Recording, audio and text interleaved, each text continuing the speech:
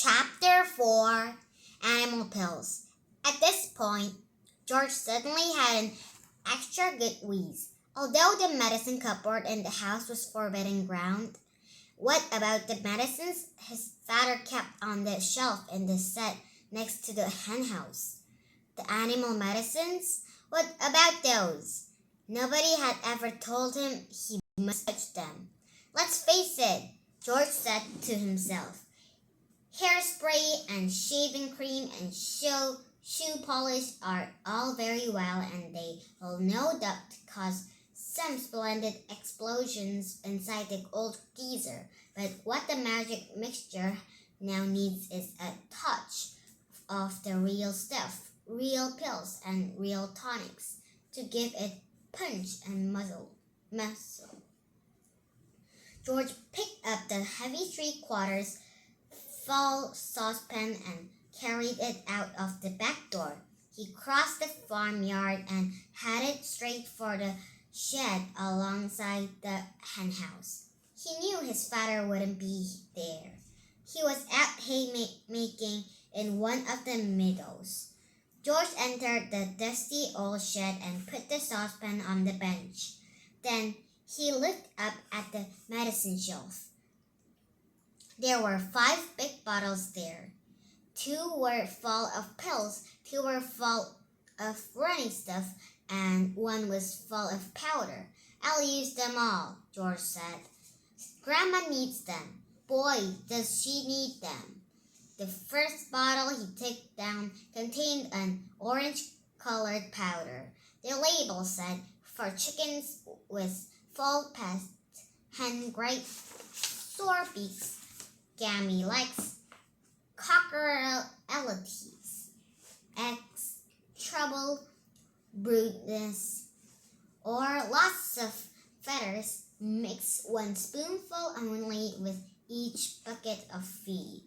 Well, George said aloud to himself as he tipped in the whole bottleful, the old bird won't be losing any feathers after she had a dose of these. The next bottle he took down had about 400 gigantic purple pills on it.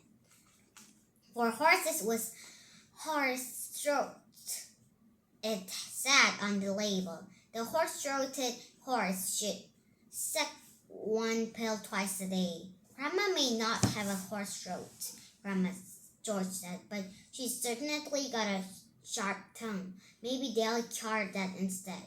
Into the saucepan went the 500 gigantic purple pills. Then there was a bottle of thick yellowish liquid for cows, bulls, and bullocks, that label said. Will cure cowpox, cowmange, crumpled horns, bad breath in bulls, earache, toothache, headache, hoofache, tailake, and sore others. That grumpy old cow in the living room has every one of those rotten illnesses, George said. She'll need it all. With a slop and a gurgle, the yellow liquid splashed into the now nearly full saucepan. The next bottle contained a brilliant red liquid, sheep dip. It said on the label, for sheep with sheep rots and for getting rid of ticks and fleas. Mix 1 spoonful in 1 gallon of water and slosh it over the sheep.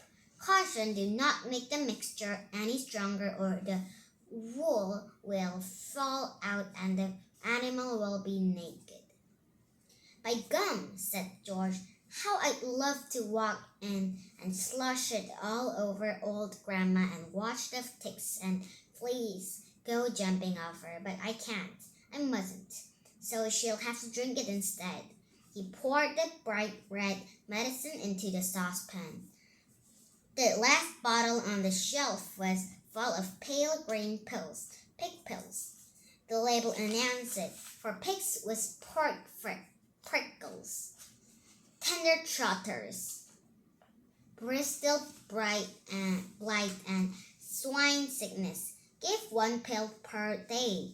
In severe cases, 2 pills may be given, but more than that will make them pick, rock, and roll.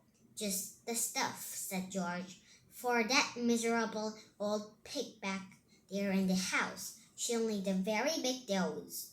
He tipped all the green pills, hundreds and hundreds of them, into the saucepan. There was an old stick lying on the bench that had been used for stirring paints.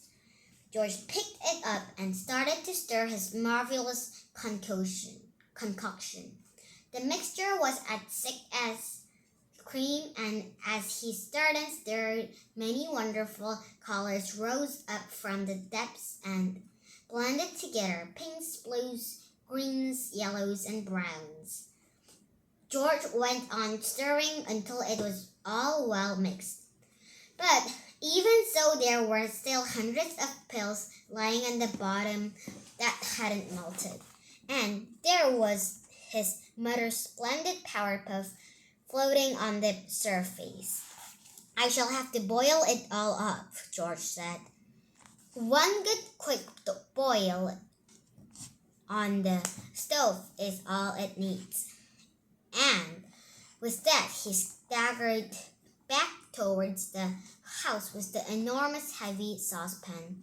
On the way, he passed the garage, so he went in to see if he could find any other interesting things. He added the following: half a pint of engine oil to keep Grandma's engine going smoothly, some antifreeze to keep her radiator from freezing up in the winter, a handful of grease to grease her creaking joints. Then back to the kitchen.